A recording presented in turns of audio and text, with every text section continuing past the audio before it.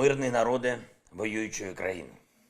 Ми захищаємось від вторгнення вже 12-й день. Ми ніколи не хотіли цієї війни, але її принесли до нас.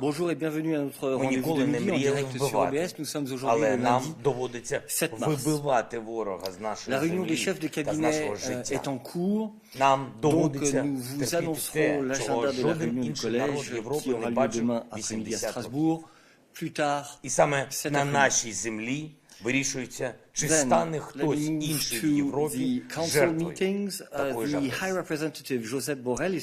Я говорю це лідерам світу і чую, що вони погоджуються. Майбутнє континенту вирішуємо ми своїм спротивом і наші друзі своєю допомогою.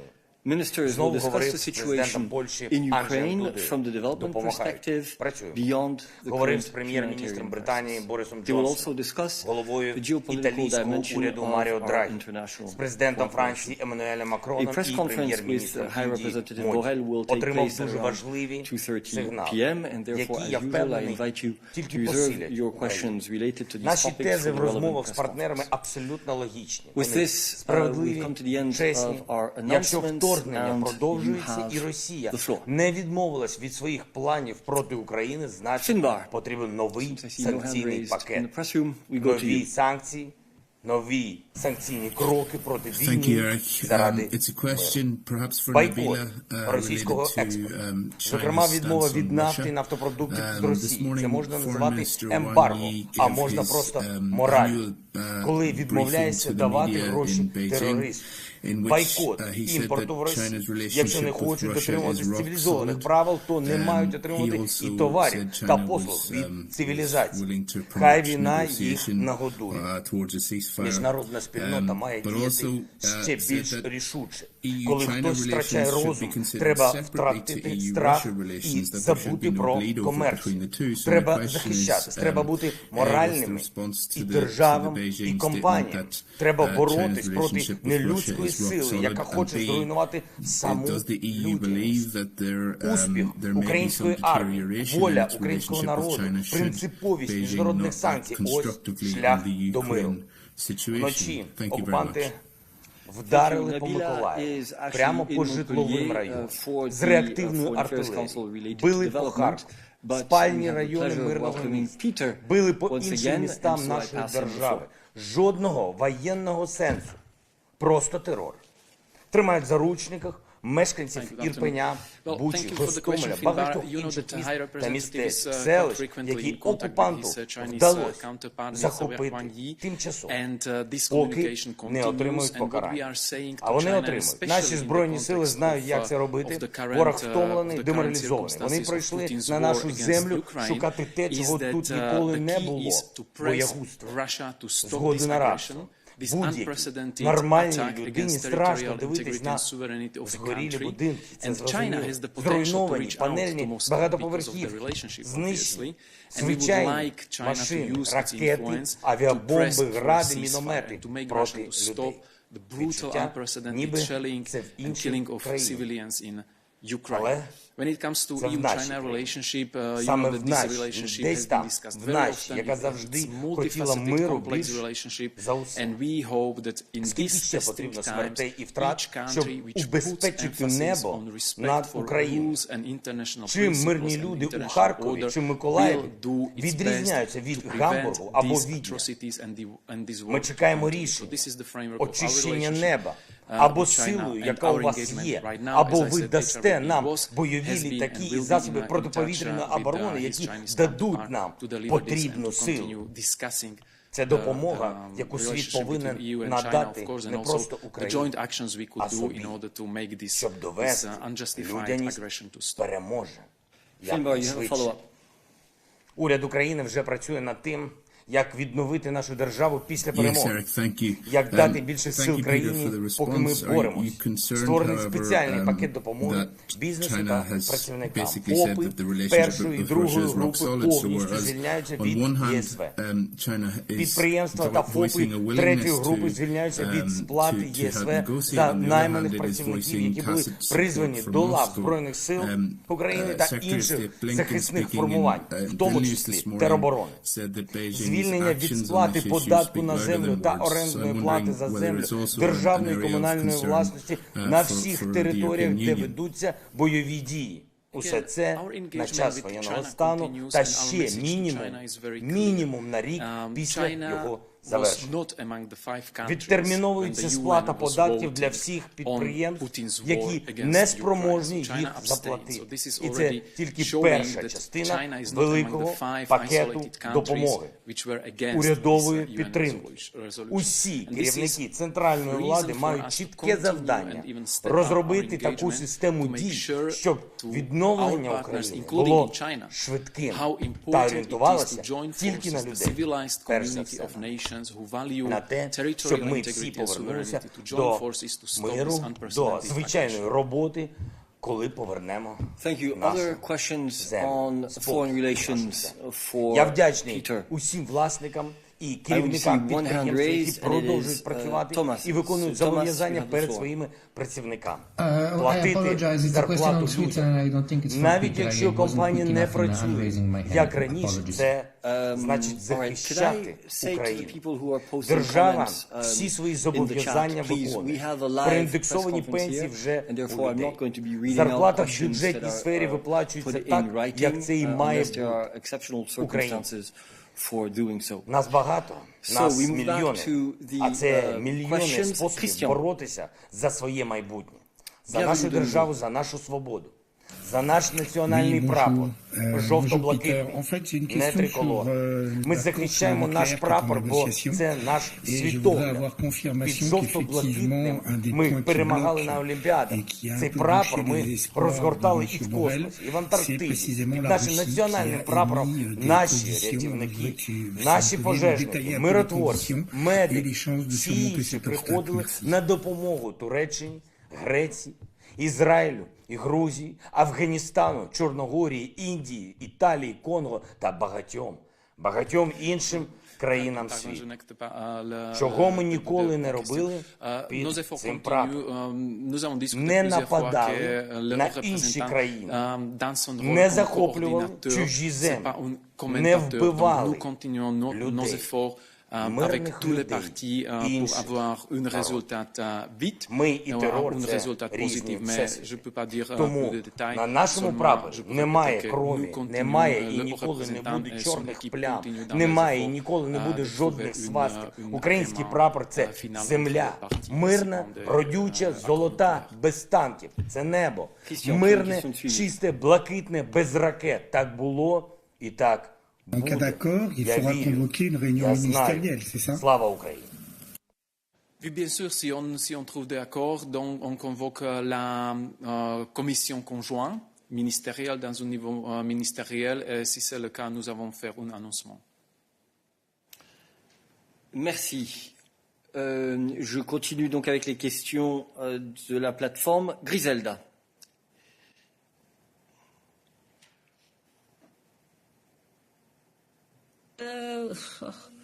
Et sur l'énergie et sur les sanctions, j'y vais? Attends, on va voir. Je reviens vers toi, Griselda. Are there other foreign relations, as they say, pure foreign relations related questions for Peter today? Rainer. Well, I think your question is also on energy imports, but go ahead. Yeah, it's on energy. Sous quelles conditions la Commission va proposer des sanctions, c'est-à-dire une interdiction des exportations de l'énergie de la Russie? Mais Rainer, je ne pense pas qu'il faille mettre la charrue avant les bœufs.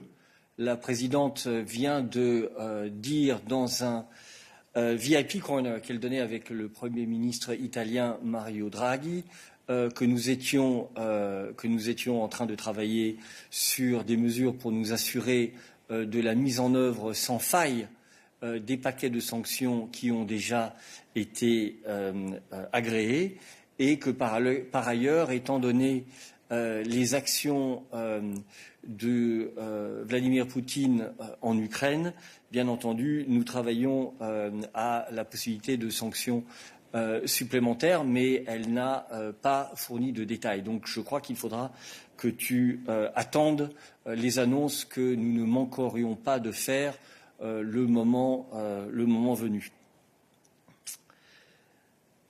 Catherine.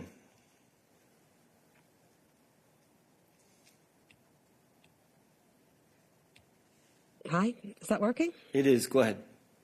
Marvelous. So it's, I think it's a question for Peter. There's been obviously very close cooperation between the US and the EU over sanctions linked to Russia's invasion of Ukraine, and both both the High Representative and Secretary of State raised concerns about the situation in Bosnia and Herzegovina, and I'm just wondering if you are considering, if the EU is now considering sanctions against Milorad Dodik. Thank you. Peter. Well, the situation in Bosnia and Herzegovina is a source of concern for the European Union, and we were very clear and loud about it on a number of occasions. The last was the Foreign Affairs Council. I wanted to say the last, but there were so many over the last few days. So in January, the Foreign Affairs Council was discussing Bosnia and Herzegovina again, and said that in order to overcome the political crisis and also the unilateral secessionist steps by certain actors, the EU is ready to employ everything what we have at our disposal. That includes also the sanctions framework, which is already there since, I think, 2011. But as with every decision regarding sanctions and restrictive measures, this is something for the member states to decide and agree by consensus among themselves. And as you know, we are never commenting these discussions until there is a decision made. At this stage, the EU was very clear and very vocal and stressed unanimously that we call on all the actors in Bosnia and Herzegovina to end the political crisis, to do their best to restart the proper working of the country, of its institutions. And of course, we were very clear in condemnation of all the unilateral and secessionist steps which are undermining the unity, sovereignty and territorial integrity of Bosnia and Herzegovina. Again, we are calling on all the actors to behave constructively, and we are ready to deploy all the means and instruments at our disposals if they want. Thank you. So, Grisela, your question was actually on sanctions. So go ahead.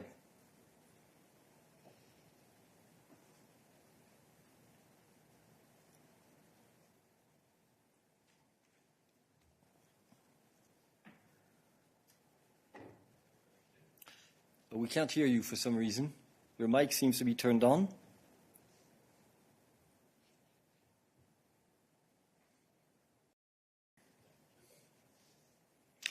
Okay, and there's a problem now with your connection, it seems. One last attempt? No, it's not working. Sorry for that. So we'll try to come back to you afterwards. Thomas, on revient à toi sur ta question sur la Suisse, si j'ai bien compris. Oui, merci.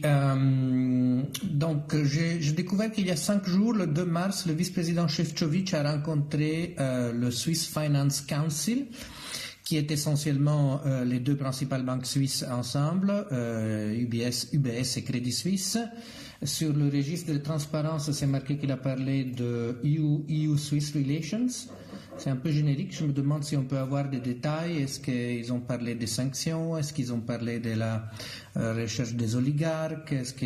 Voilà, si on peut avoir des détails sur cette rencontre. Merci. Écoute, il faudra que nous revenions vers toi en bilatéral sur cette question parce que nous n'avons pas d'éléments supplémentaires que nous puissions te fournir là depuis le podium, mais Balash a pris note de ta question. Griselda, nous revenons vers toi pour une autre tentative.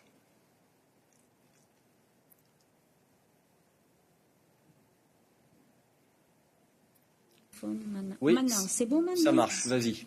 Ah, merci beaucoup.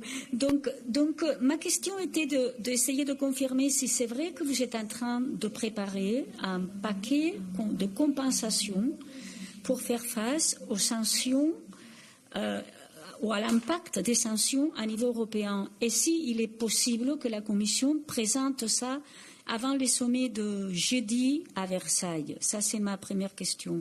Ma deuxième question, c'est j'ai entendu M. Draghi demander des compensations aussi sur le prix de l'énergie.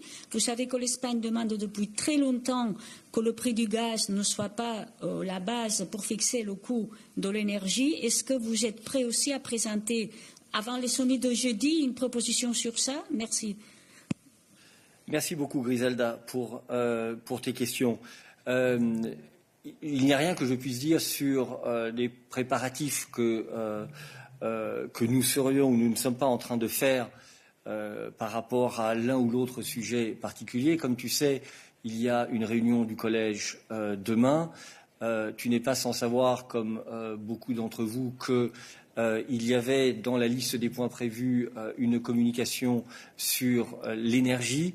Et nous attendons maintenant les résultats de l'hebdo pour confirmer le fait que cette communication sera à l'ordre du jour de la réunion du collège de demain. Donc je t'invite à attendre que nous confirmions l'ordre du jour et ensuite les conférences de presse qui auront lieu demain suite à la réunion du collège. Griselda, tu as une question de suivi?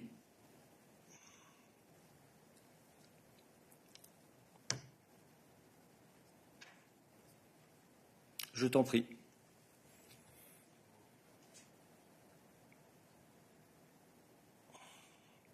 Il y a de nouveau un problème. Alors, pendant que tu essayes de le régler, nous passons la parole à David. Oui, merci Eric et bonjour. Monsieur Draghi, au VIP Corner, a parlé très clairement de compensation. La présidente, par contre, a fait référence à la nécessité de protéger les entreprises et les consommateurs vulnérables. Est-ce que la présidente, avec ça, entend aussi des compensations dans le sens du mot, ou est-ce qu'on parle seulement d'aide d'État, etc. Merci.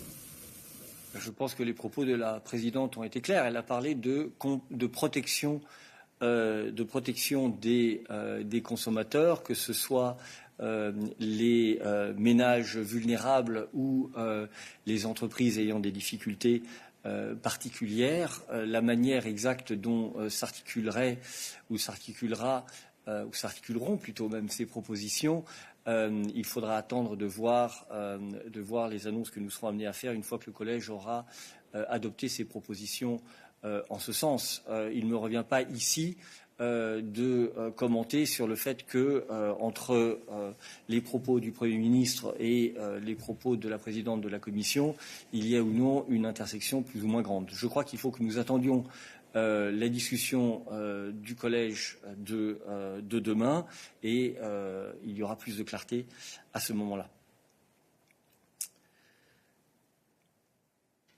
Alors, je vais passer la parole à Ekrem maintenant. Thank you, Eric. I'll ask about the counter-sanctions that Russia might impose on EU. Where are the member states and the Commission as well in the initiatives which had been taken like 2 or 3 weeks ago of facing such a eventuality in replacing those kind of supplies that could be eventually cut by Russia itself on gas and oil as well. We have heard so much talks on coordinating with other suppliers across the world, especially with the US. I'm asking the question, for example, because I'm recalling here the 2 weeks cut in 2009, and in such an eventually, où on est avec la préparation, si on est dans cette situation éventuelle, donc les contre-extractions. Merci beaucoup. Ça, c'est une question pour Tim. Donc, je vais demander à Tim de venir sur le programme. Thank you, Peter. Je n'ai pas compris. Ah, pardon, je ne t'avais pas vu. On va répondre à cette question et on reviendra vers toi après. Il n'y a pas de problème.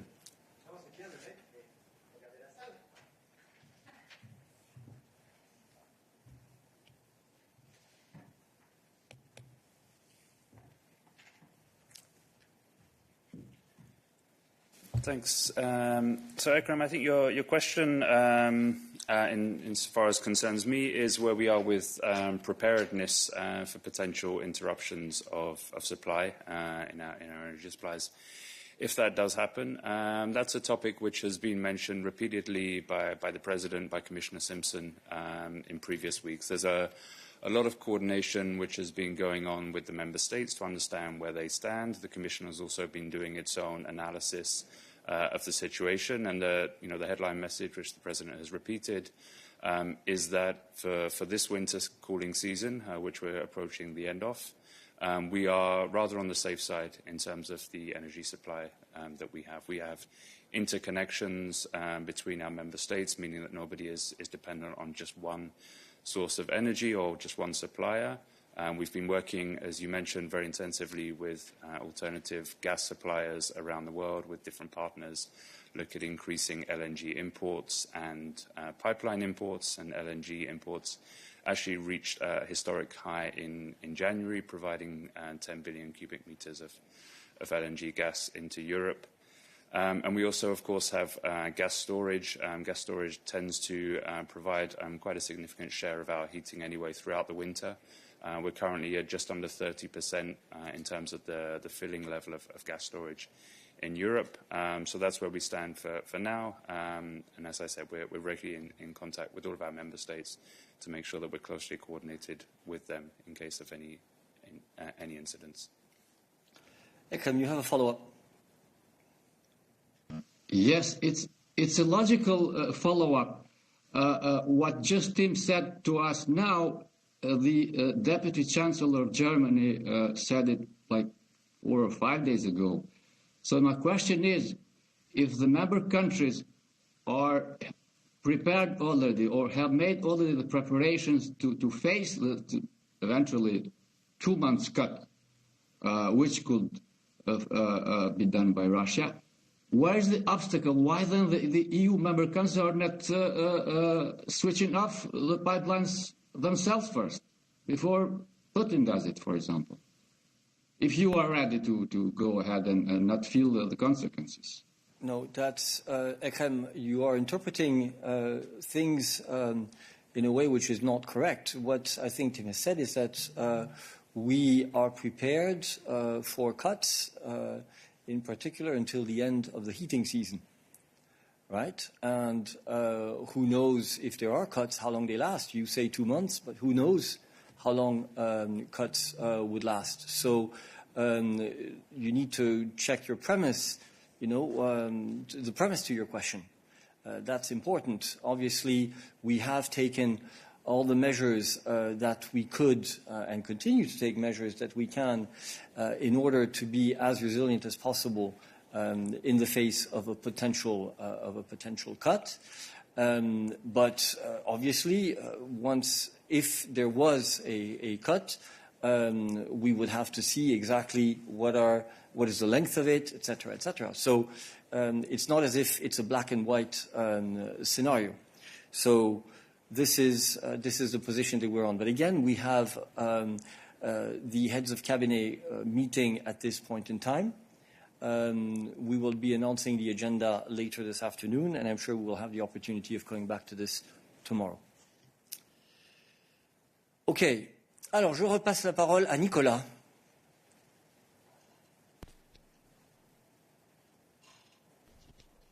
Oui, c'était pour Peter sur sur la négociation concernant ce qui se passe en Russie, Ukraine. J'ai vu les déclarations du haut représentant sur la possible médiation de la Chine, très enthousiaste sur cette médiation. Je voulais savoir si c'était quelque chose qui était sorti de la réunion des ministres des Affaires étrangères.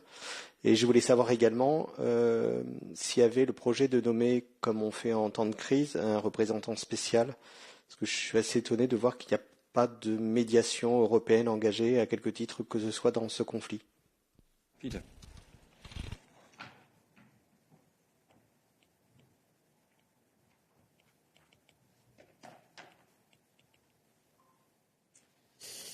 J'essaie d'expliquer la situation sur la possible médiation de Chine au début de ce briefing de midi.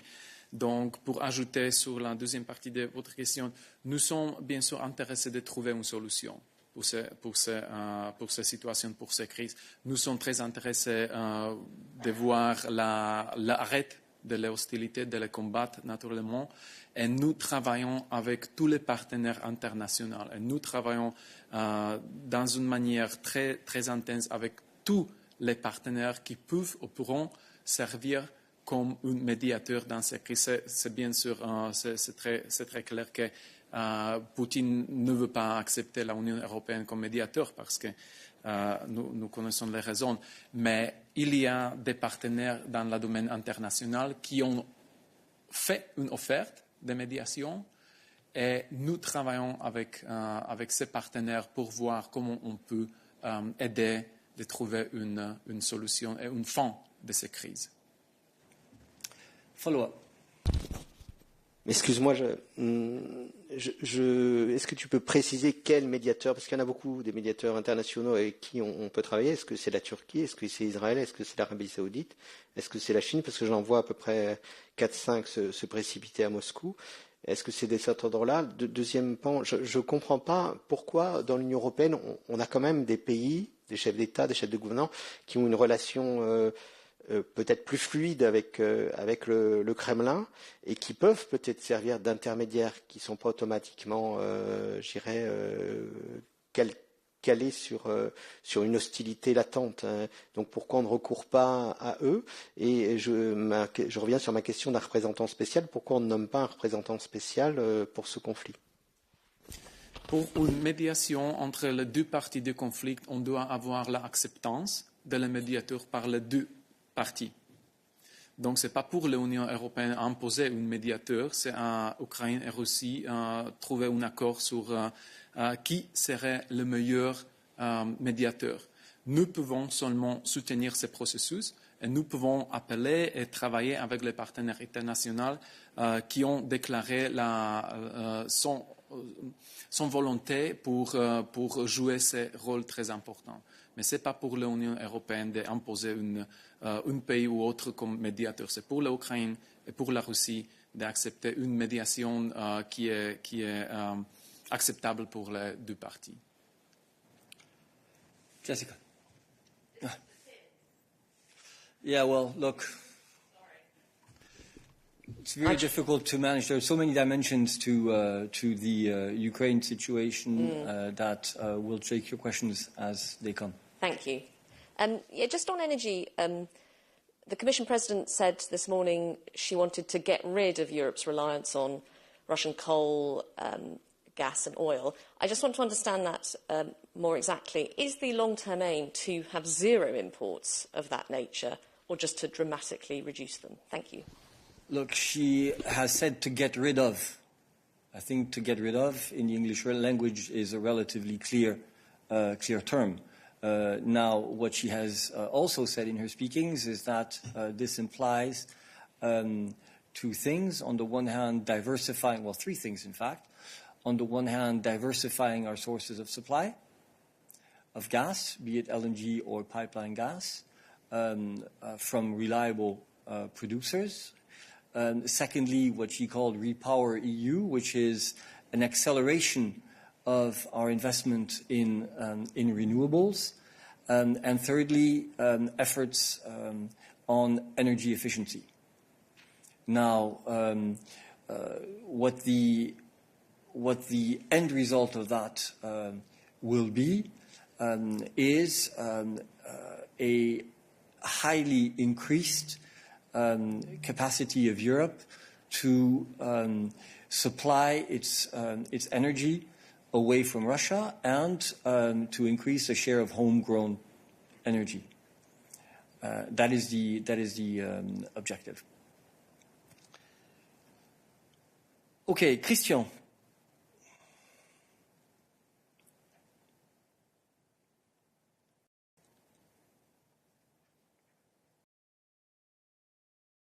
Non? Tu as changé ta source micro, on dirait, ou il y a un problème. Non, vas-y, c'est bon.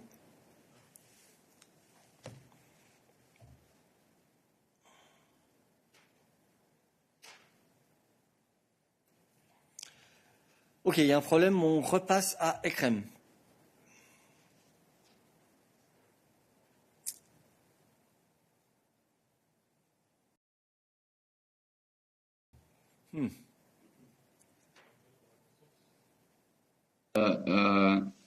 On a raté le début de ta question, Ekrem. Recommence.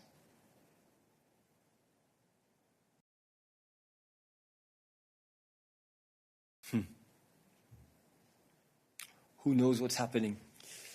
Yeah, go ahead. Yeah, red is good. Oh. Two questions. One is related to energy, another one to the Horizon, the Horizon press release sent out last week on energy. The question is simply, previously you talked about ensuring supply by, for instance, switching LNG contracts. Could we get an update on how many are actually being switched and whether something is being redirected to Europe as we speak? The other one is relating to the cooperation on research. It's in the press release. It's mentioned that it'll be that there won't be any new agreements, but also that the existing ones and the existing projects are being reviewed. Could we maybe get a little bit more context on when that review is going to stop and what's going to happen in the meantime? Thank you. Okay. Tim, any updates we can give on swaps? No, not specifically on swaps, actually. I mean, what we've seen so far is very much an increase in supply, as driven a little bit by our conversations, a little bit by the market. The discussions about contract swaps, we've talked about this with some of our Asian partners, with Japan and Korea, is rather in the case where we would have an interruption of supply. So we haven't, to my knowledge, activated any of those as yet. Right, on research?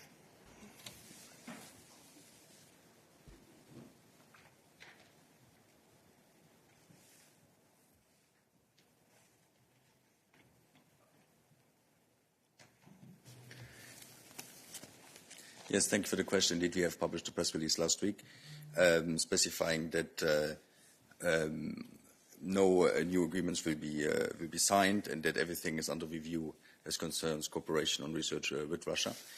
So you know that there's Horizon Europe, the new program in place since this year, and Horizon 2020 was in place until 2020, since 21, and Horizon 2020 until the end of 2020, and there are some projects still from the old program. So let me go to the two programs. So under Horizon Europe, there's no ongoing project with Russia. And as I already said, no new contracts will be signed. The Commissioner made reference to some ongoing work, which is now on hold, but I cannot go into details because this is covered by confidentiality, because the agreement is, as I said, on hold. On the Horizon 2020, there are active projects which involve 78 organizations with Russia under Horizon 2020. These are, so there's 29 organizations still involved in 18 projects. But as I said, for the moment, this is reviewed, and there will be no new payments for the moment under these projects. So everything is for the moment on ice, but I cannot tell you for how long this is ongoing. We will look into this very carefully. Thank you. Right. Thank you. Okay, we go back to Ekrem one last time to see if you can connect. Can you hear me? Yes, go ahead. Yes, this time it's not about gas, but about oil. The White House spokesperson, Jen Psaki, I think it was Friday or Thursday, said that the U.S. is considering how could the Iran oil fit in minimizing eventual decision to cut the oil imports from Russia. But the question is here, how much and how far eventually have gone the talks between the White House and the Commission and EU member states on minimizing the impact of such oil cuts from Russia and seeking finding the other routes of supply from other countries, U.S. and the Middle East countries as well. From Thursday, from today, where are we with these talks with the White House?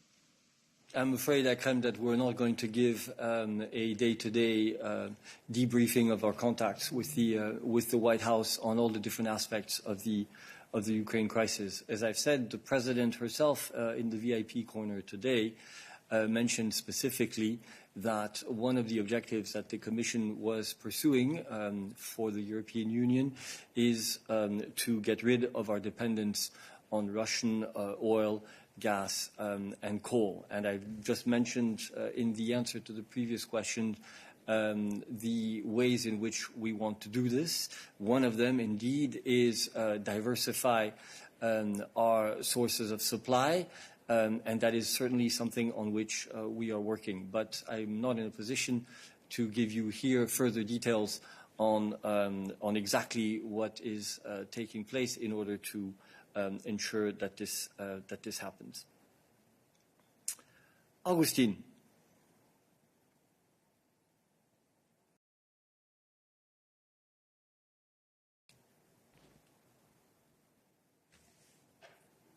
Okay. I have a question on defense spending and Stability Pact budgetary rules. I apologize if this was already asked because I joined a few minutes late. Is Commission considering, or is this being debated, that defense spending from member states should not be included into the obligations for budgetary deficit rules? Many countries have announced that they are going to increase dramatically their defense spending. Thank you. Thank you very much. Well, as you know, there is a process when it comes to the review of the Stability and Growth Pact. This process is currently ongoing. The Commission has said that it will come forward with proposals in due time in order for these proposals to be implementable in the near future. But of course, until our proposals have been tabled, we are not going to be commenting on the work that is going on inside the Commission on these. Right. Are there other questions for us today? I do not see any, so thank you very much. And as a reminder, tomorrow college meeting in Strasbourg. Therefore, we'll have a college readout from Strasbourg in the afternoon. Thank you.